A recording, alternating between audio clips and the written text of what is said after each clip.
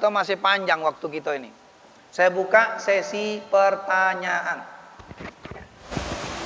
Pak Ustadz, yang kami tanyakan antara imam dengan makmum. Yang ditanyakan? Kan imam baca Al-Fatihah, makmum kan menyimak. Sudah itu imam nggak masih waktu jeda. Sudah itu imam ruku, makmumnya belum siap baca Al-Fatihah. Al-Fatihah itu kan termasuk rukun sholat, Pak. Sudah itu empat ayat, imamnya sudah ruku. Apa Al-Fatihah itu diteruskan, apa imam ngikutin makmum?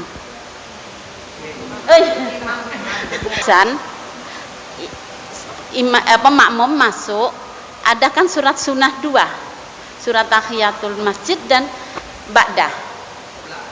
Iya, qobliyah Pak, ya qobliyah. Yang kami dulukan sholat tahiyat masjid apa qobliyah? Dan di mana waktu habisnya sholat qobliyah? Sekian, terima kasih. Wassalamualaikum warahmatullahi wabarakatuh.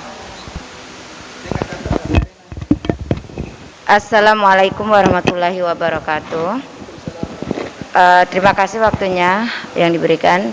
Pak Ustadz, yang ingin saya tanyakan, seandainya kita mengadopsi anak laki-laki tapi tidak ada hubungan darah, memang anak orang lain. Nah, sebatas mana sebagai perempuan, kan kalau orang lain kan bukan muhrim jadinya, tapi itu sudah kita anggap anak. Apakah dengan menganggap anak kita tidak batal wudu? Apakah memang ada pembatasan wudunya? Demikian kami ucapkan wabillahi taufiq wal hidayah. Wassalamualaikum warahmatullahi wabarakatuh. Masalah wudu ya? Iya. Yang itu Iya Pak, ini saya mau tanya Pak, ini berkaitan dengan ibu anak adopsi ya Pak. Itu misalnya kita ngadopsi anak, itu binnya yang adopsi itu boleh Pak tidak Pak?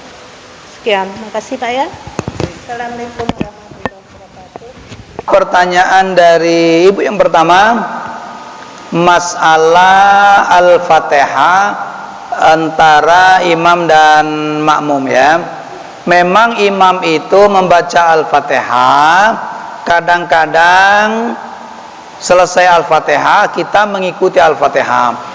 Sebenarnya waktu kita makmum membaca Al-Fatihah itu setelah imam baca Al-Fatihah. Jangan imam baca Al-Fatihah, kita di belakang nak ngikut Al-Fatihah pula. Biar dia stop dulu, baru kita baca Al-Fatihah. Itu waktunya. Tetapi kadang imam nih bacaan ayatnya pendek. Waladhdallin amin. Itu bisa Bismillahirrahmanirrahim. Yasin. Ruku dia. Kan pendek tuh. Berarti bacaan Al-Fatihah kita kan tidak sempurna. Tidak usah disempurnakan. Sebatas mana bacaan itu tadi, berhenti ikut ruku.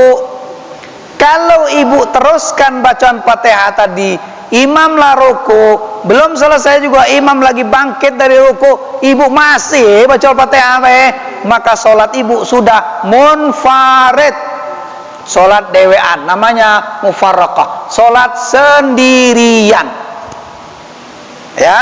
Jadi seberapa dapatnya kita, itulah kenapa bacaan Al-Fatihah kita sudah disempurnakan oleh si imam. Kalau kita tidak baca pun karena sudah disempurnakan oleh imam, tidak apa-apa sebetulnya. Yang wajib membaca itu kalau sholat dewean. Kalau sholat dewean tak baca Al-Fatihah tidak sah. Kenapa? Itu wajib. 4 mazhab itu mewajibkan baca Al-Fatihah. Lain dengan bacaan Subhana Rabbil Azimi, Subhana Rabbil, itu sunnah. Boleh baca, boleh tidak. Misalnya ibu nak cepat nih sembayang, waktu bis nak berangkat, naik bis misalnya nih, bis cepatnya nak berangkat nih, baca Al-Fatihah, rukuk sujud tidak usah dibaca, karena sunnah. Al-Fatihah yang penting, itu boleh. Nah jadi bacaannya adalah saat imam itu selesai kita ikut ruku, jangan diteruskan. Kalau teruskan jadi munfarid. Paham ya Bu? Yang kedua tadi apa tadi itu ya? atau qabliyah atau tahiyatul masjid. Nah, kalau waktunya panjang untuk melakukan sholat tahiyatul masjid, lakukan. Kalau waktunya pendek, misalnya azan sudah selesai, gini, azan datang, kita datang ke masjid, orang lagi azan. Kalau kita kepengen nak melakukan sholat tahiyatul masjid, jangan duduk. Paham ya, Bu? Kalau kita sudah duduk di masjid, tidak boleh lagi melakukan sholat tahiyatul masjid. Makanya banyak orang begitu azan dia tegak-tegak.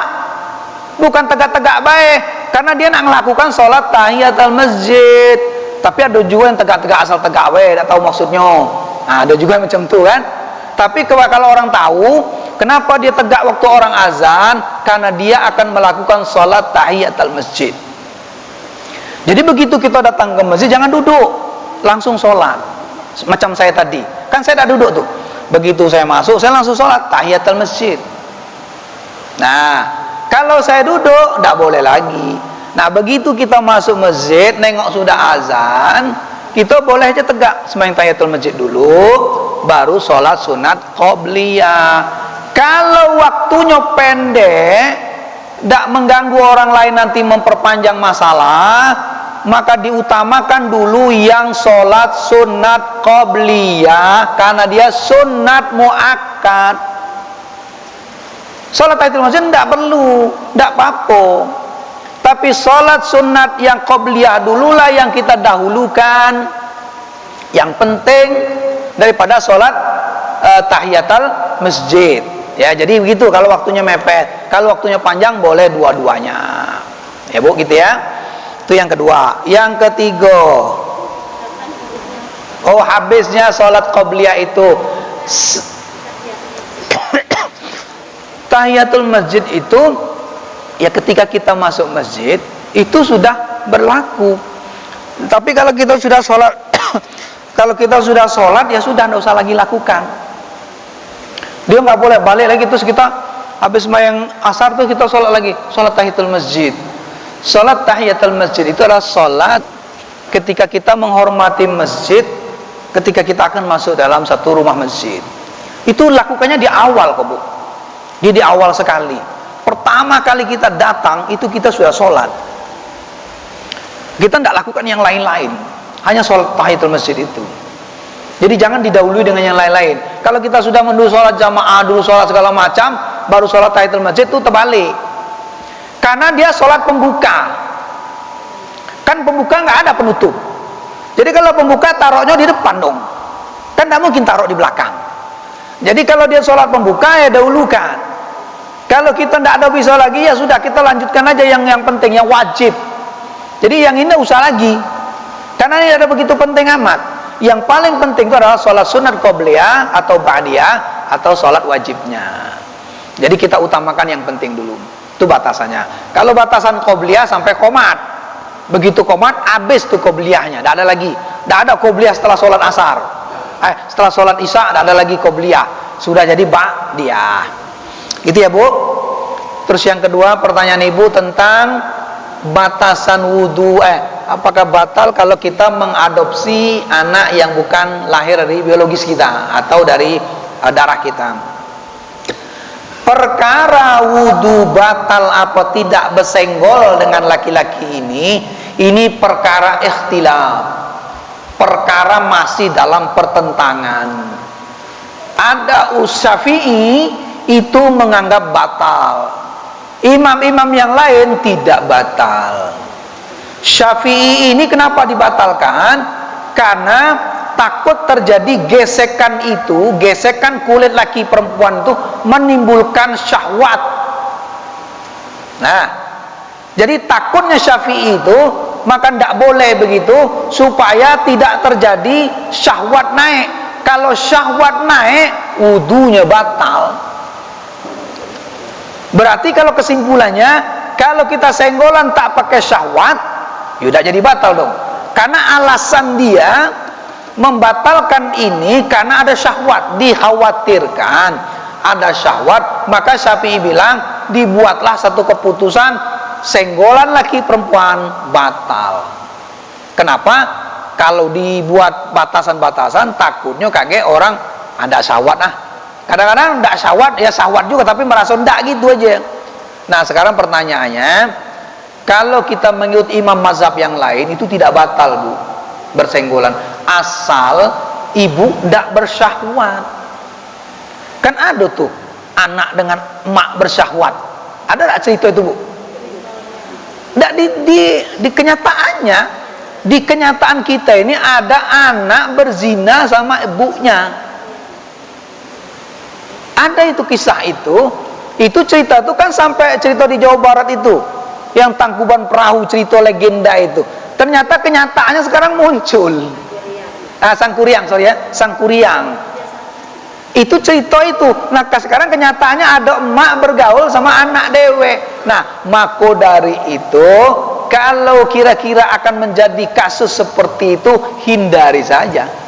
Tapi kalau sudah ada merasa apa-apa, sudah, kita pakai imam yang lain, yang mazhab yang lain mengatakan bahwa itu tidak masalah. Yang jelas Imam Syafi'i itu lebih hati-hati dari imam yang lain. Sebab apa? Kita ini kan kadang-kadang gesekan, tidak tahu halusnya kulit orang nih, alah mulai begitu. Tapi kalau di Mekah, kalau kita tawaf itu senggol-senggol gitu tak lagi batal. Kenapa? Darurat. Tidak mungkin senggolan wuduk terus, kan repot. Sikit senggolan wuduk lagi. Nah kalau kita ke Mekah biasanya menjadi darurat itu, seperti itu. Nah mungkin ibu juga pakai kata-kata darurat, karena itu apalagi kita sudah nggak anak, dan itu insya Allah tidak batal. Yang jelas kata kuncinya membuat batal itu adalah naiknya syahwat. Apapun itu naik syahwat itu menjadi batal semua. Sembahyang pun kita batal. Itu masalahnya, ya. Kalau kita bisa menghilangkan masalahnya, selesai persoalannya. Jadi Bu, yang apalagi satu dua tadi katanya? Satu ya. Yang Ibu tadi masalah bin ya Bu.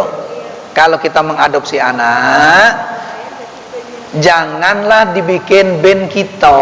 Misalnya saya ngadopsi anak, Fatimah binti Ismail Fahri, itu tidak boleh Bu. Sebutkan binnya itu siapa bapak aslinya.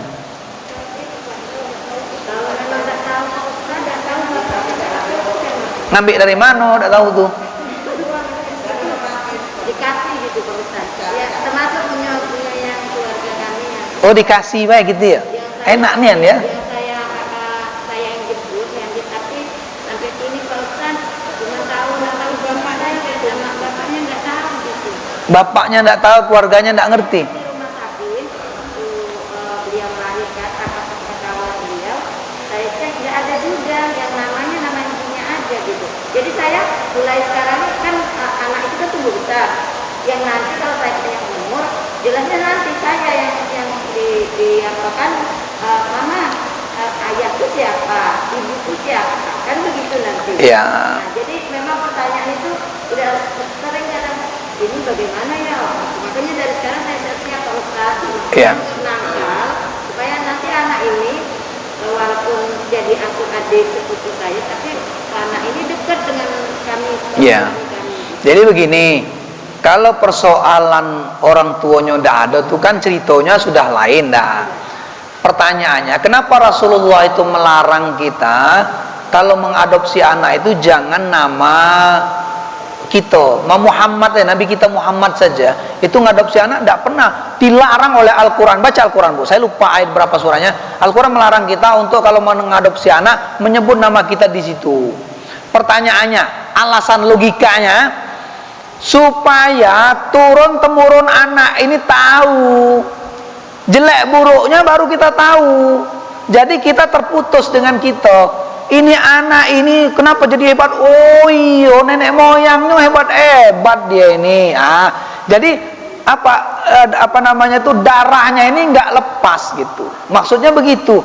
Jadi orang Arab itu kan kalau dia punya anak itu, kalau orang Arab itu selalu pakai bin. Ben ini terus banyak. Itu maksudnya tuh hasil silah.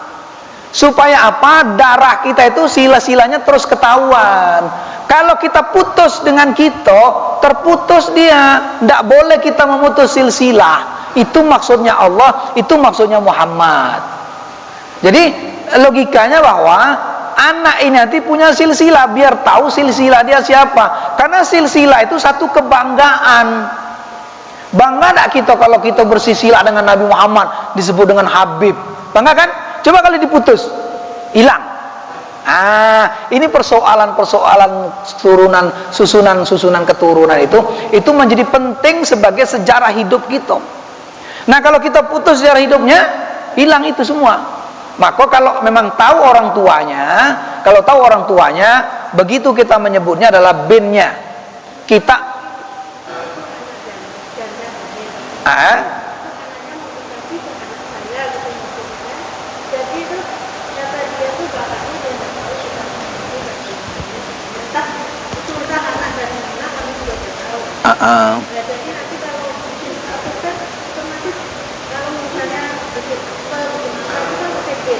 ya.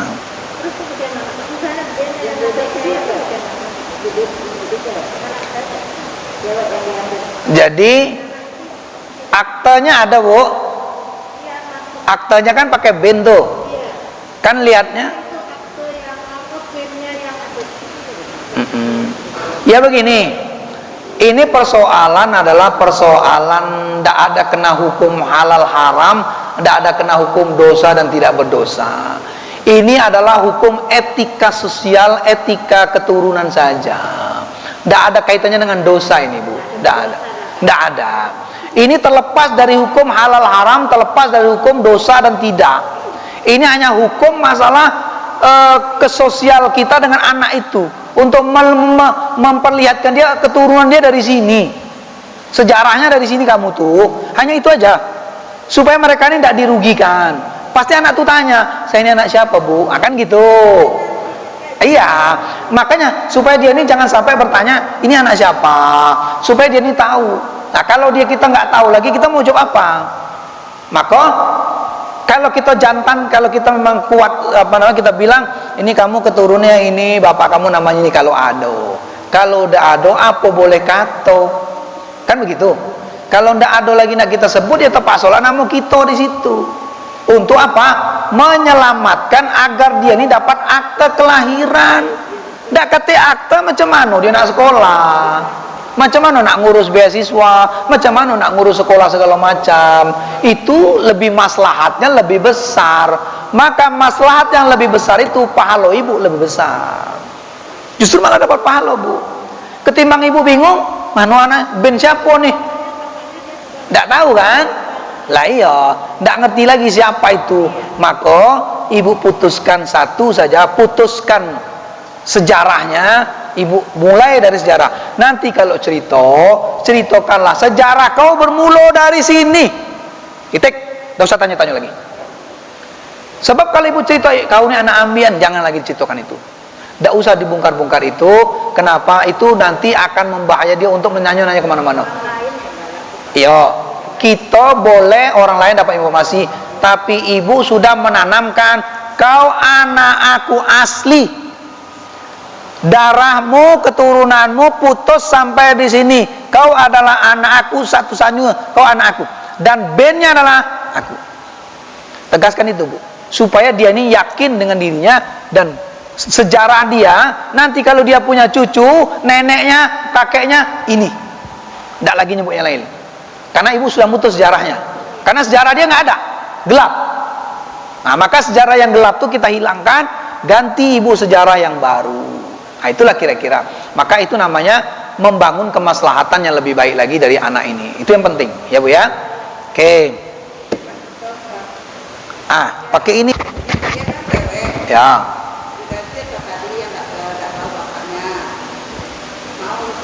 Ya. Walinya. Wali nikah atau bintinya?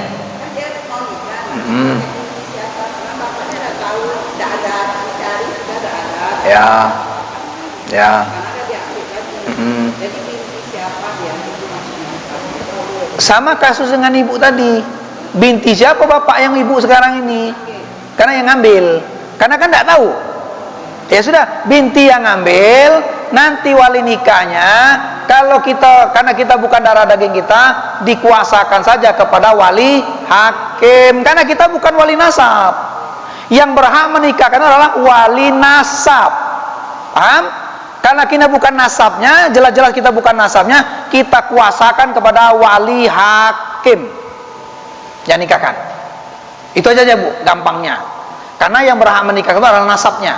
Karena kita tidak tahu nasabnya siapa, karena kita hakikatnya bukan nasabnya, maka kita bilang kepada hakim, Pak Hakim, ini bukan anak saya. Bisa aja, bukan anak saya, ini saya menyerahkan kepada wali hakim saja untuk menikahkannya.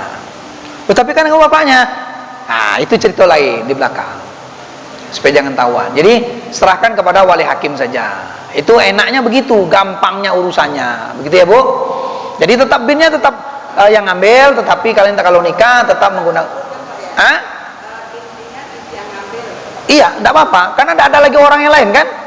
Tidak mungkin binti pulan bin pulan, kan nggak ngerti kita. Sebutkan aja bintinya siapa, karena memang ibu yang ngambil, bapaknya yang ada, siapa yang ngambil, itulah yang sebutkan. Ya, kecuali nikah ya Bu, insya Allah. Tapi tanya lagi lah sama wali hakim. Kalau saya berpendapat lebih baik serahkan kepada wali hakim, itu lebih enak, lebih apa namanya, lebih mantap, lebih rasanya lebih plong, enak, yakin lah gitu kira-kira begitu. Ya, wali hakim. Masih ada yang nanya?